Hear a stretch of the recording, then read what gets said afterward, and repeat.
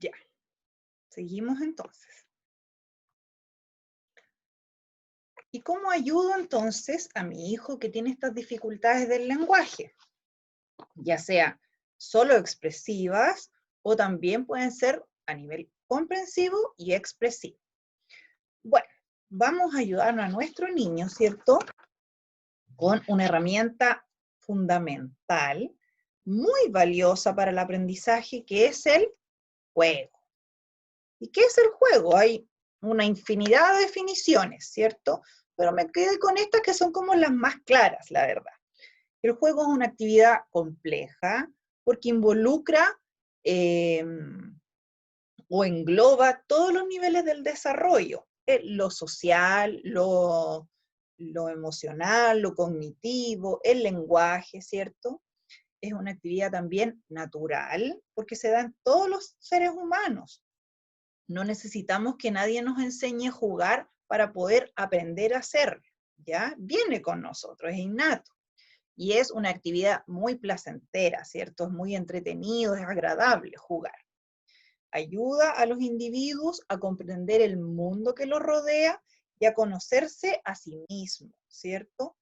El juego es la primera actividad que realizan los niños, esta actividad exploratoria, empiezan a conocer, ¿cierto? A través de sus manitos, cuando ya empiezan a gatear, a caminar, es más evidente, ¿cierto? Porque recorren la casa, tocan todo, es la forma que tienen de conocer el mundo, el juego, ¿ya? Cuando son más grandes y hacen estos juegos de jugar a la mamá, de jugar al hospital, a jugar a la escuela, ¿cierto? Es descubrir cómo puedo comportarme en determinadas situaciones, ¿cierto? ¿Qué es lo que yo tengo que hacer cuando estoy en esta situación? Por eso es que también nos ayuda a conocernos a nosotros mismos. En el fondo es como practicar qué es lo que voy a hacer cuando me toque estar en esa situación. Es una actividad recreativa indispensable para el desarrollo humano, ¿cierto? Es una forma muy importante en la que los niños obtienen el conocimiento y las competencias esenciales para desarrollarse en la vida. Y es la forma que encuentra el niño para ser partícipe del medio que lo rodea, de comprenderlo y así poder asimilar de mejor forma la realidad. Y esto es súper importante porque a través del juego los niños aprenden a equivocarse, ¿cierto? Y aprenden también que en el juego no hay premio ni castigo, que nadie lo va a retar si se equivoca, que es parte del juego, que simplemente pasa y seguimos jugando. Si me equivoco, si se rompió algo, si no hice algo bien, no tiene tanta importancia porque el juego sigue desarrollándose. En el fondo, empieza a entender que puedo equivocarme, que tal vez no todo sale como yo lo deseo. En el fondo, el juego, como les decía, es esto de ir probando cosas para después salir al mundo y desarrollarme o desenvolverme en él. ¿Cuáles son las características del juego? Tiene una serie de características, pero estas son como las más importantes. Es libre y voluntario. Se inicia libremente. Es difícil como obligar a jugar a un niño, ¿cierto? Si un niño no lo desea, si no está con la necesidad de jugar, no lo va a hacer. Es voluntario, ¿cierto? Y lo importante es que el juego también nos permite la libertad de ser quien queramos ser, desenvolvernos en cualquier rol, en roles que tal vez nunca vamos a hacer. Por ejemplo, yo misma puedo jugar a ser un astronauta, por ejemplo, y ya difícilmente voy a ser un astronauta, pero puedo jugar a hacerlo, imaginar que soy un astronauta y que viajo a la luna, ¿cierto? Me da la libertad de experimentar cosas que probablemente nunca vaya a experimentar.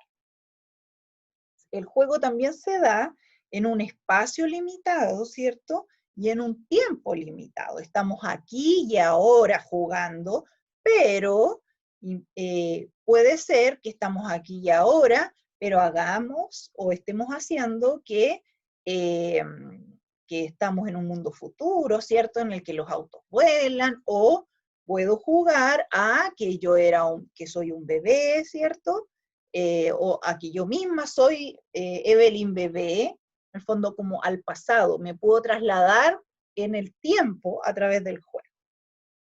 El juego también es universal e innato. Como les decía, se da en todas las personas, independiente del país, de la cultura a la que pertenezca. El juego se da en todas las personas y es innato. No necesitamos que nadie nos enseñe a jugar para poder realizarlo. El juego es divertido, ¿cierto? Nos otorga una sensación rica, es placentero, por eso lo realizamos. El juego también es activo, pero no necesariamente esto tiene que ver con el juego motriz, sino que tiene que ver con la activación que nosotros hacemos de todos los aspectos, ya sea emocionales, cognitivos, ciertos sociales. Activamos la imitación, la exploración, en fin, hacemos trabajar, ¿cierto?, a nuestro cerebro cuando estamos jugando, lo activamos, a eso se refiere. El juego también es una vía de descubrimiento. ¿Qué quiere decir esto? Que a través del juego nosotros descubrimos, conocemos nuestro entorno, ¿cierto? Y nos vamos conociendo también a nosotros mismos. Y el juego es el motor del desarrollo, ¿cierto? Ya sea de la inteligencia, del lenguaje, de las relaciones sociales, de lo emocional. A través del juego logramos un desarrollo integral. ¿Cuáles son las dimensiones que estimula principalmente el juego? Más o menos ya se las he ido señalando, pero así específicamente en qué nos ayuda, ¿cierto?, el juego en la dimensión afectiva emocional, en que nos permite conocer las emociones que se producen en ciertas sensaciones, o sea, en ciertas situaciones, ¿cierto? Aprendemos a controlarnos y exteriorizar emociones que probablemente durante la vida cotidiana no tenemos el espacio para hacer. A través del juego podemos decir qué nos pasa, ¿cierto? Cómo nos sentimos en determinada situación, ¿ya? Y aprendemos el autocontrol, que es algo muy importante. También el juego estimula la dimensión social, ¿cierto? Porque en el juego nos relacionamos de igual a igual. No hay una jerarquía, ¿cierto? No hay alguien, no es la mamá y el papá, ¿cierto? Sino que jugamos de igual a igual. Independiente del rol que tengamos, somos iguales al momento del juego, ¿cierto? Pero también el juego nos permite aprender a compartir, ¿cierto? A respetar ciertos turnos y a la inserción social, ¿ya? El juego también estimula la creatividad, ¿cierto? Nos fomenta la imaginación, la agilidad del pensamiento y a desarrollar habilidades que posteriormente nos van a ayudar a resolver problemas, ¿cierto? También ayuda a la dimensión cognitiva. El juego es como la gimnasia del cerebro, ¿ya? Facilita el proceso de abstracción del pensamiento, nos genera o nos ayuda en las representaciones mentales que hacemos del mundo, ¿cierto? Y nos ayuda mucho con las funciones ejecutivas, que son fundamentales para desarrollar el lenguaje y en el fondo para aprender a relacionarnos con el mundo, ¿ya? Las funciones ejecutivas tienen que ver con cómo yo organizo, planifico, ejecuto, me automonitoreo, ¿cierto? Para realizar una determinada acción, ¿ya? El juego también estimula el área sensorial. Nos permite, ¿cierto?, experimentar sensaciones que durante la vida cotidiana no siempre tenemos, ¿cierto?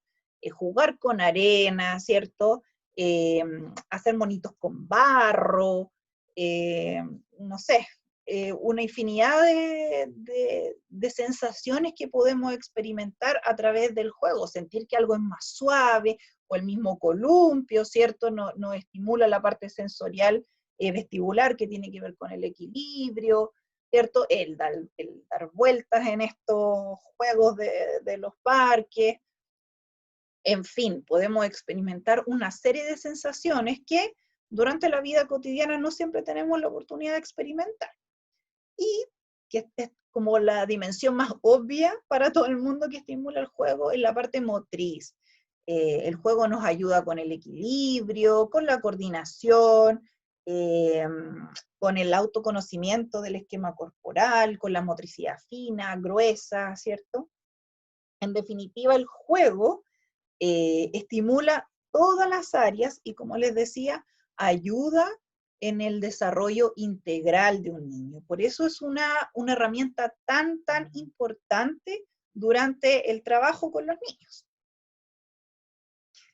El juego tiene distintas etapas, ¿ya? Y tienen que ver como con el nivel de abstracción que van logrando los niños. Por ejemplo, el juego funcional, que va de los 0 a los 2 años, tiene que ver con repetición de acciones, con el jugar, por ejemplo, todo el rato así con el cascabel, o el explorar, el hacer encajar piezas, ¿cierto? Tiene que ver con la, perdón que me pica la nariz, la alergia.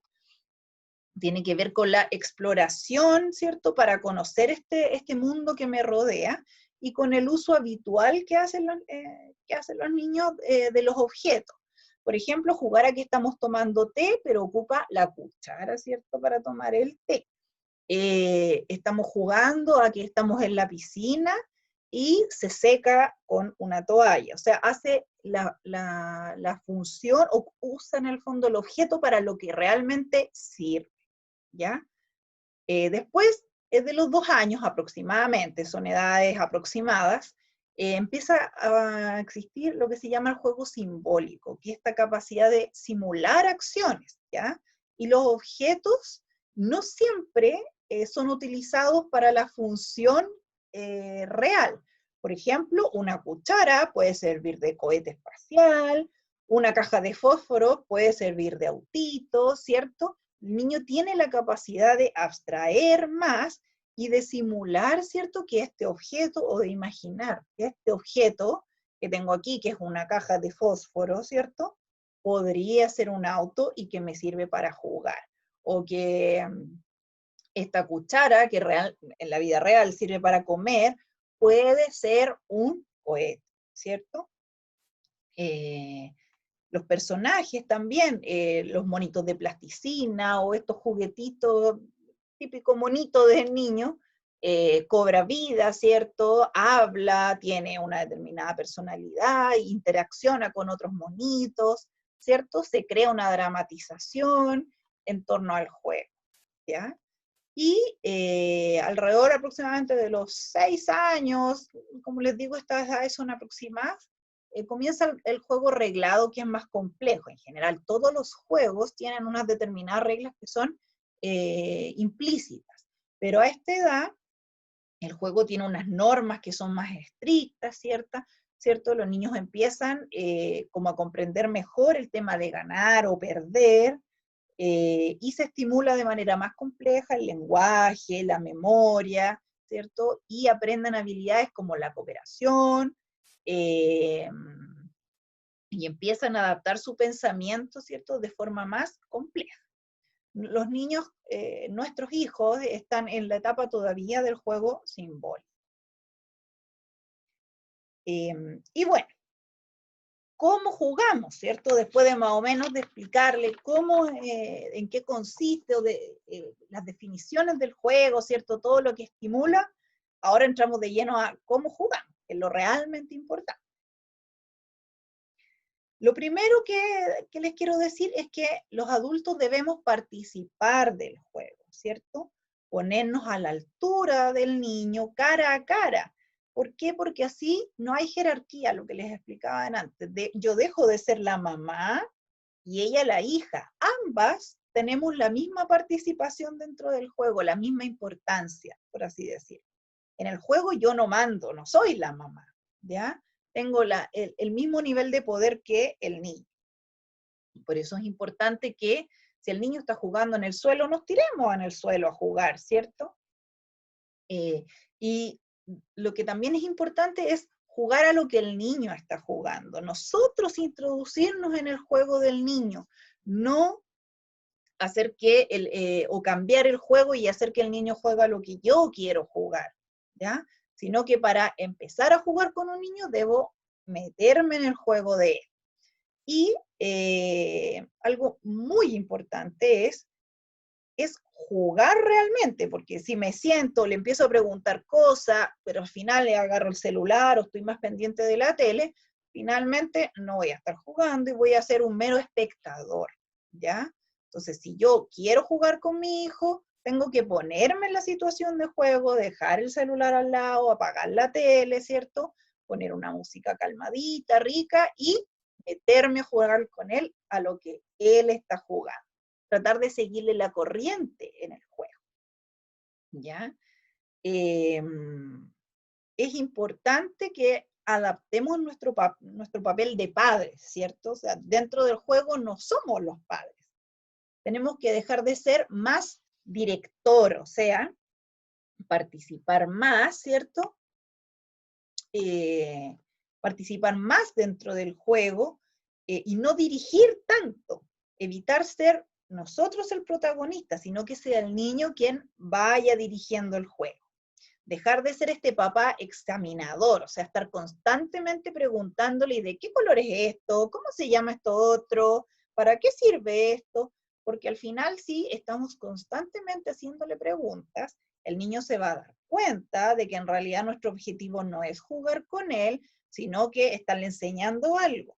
Entonces es importante más bien concentrarse en el juego y hacer comentarios en el juego, más que estar constantemente haciéndole preguntas.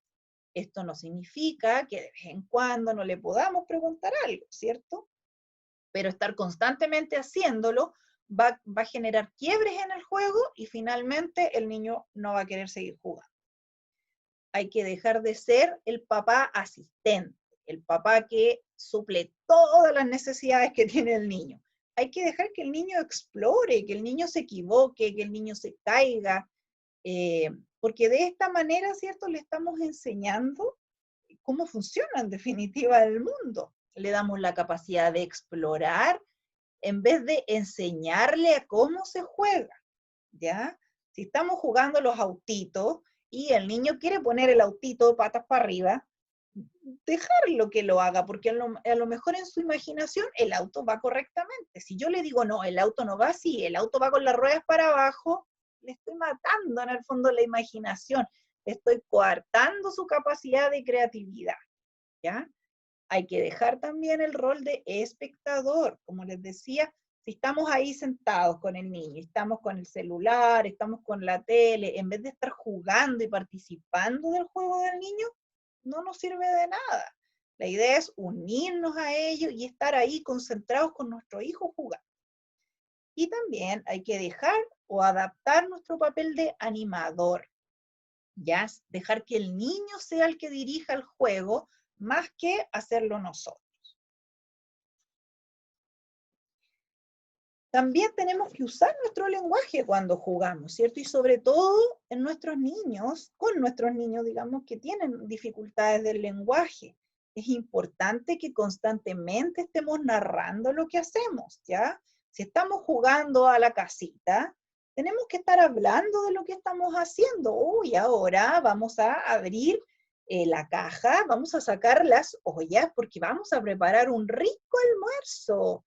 O no sé, estamos jugando al doctor y yo soy el paciente y le digo, ay doctor, me duele tanto la guatita, ¿me podría revisar? Estar constantemente hablando, ¿ya?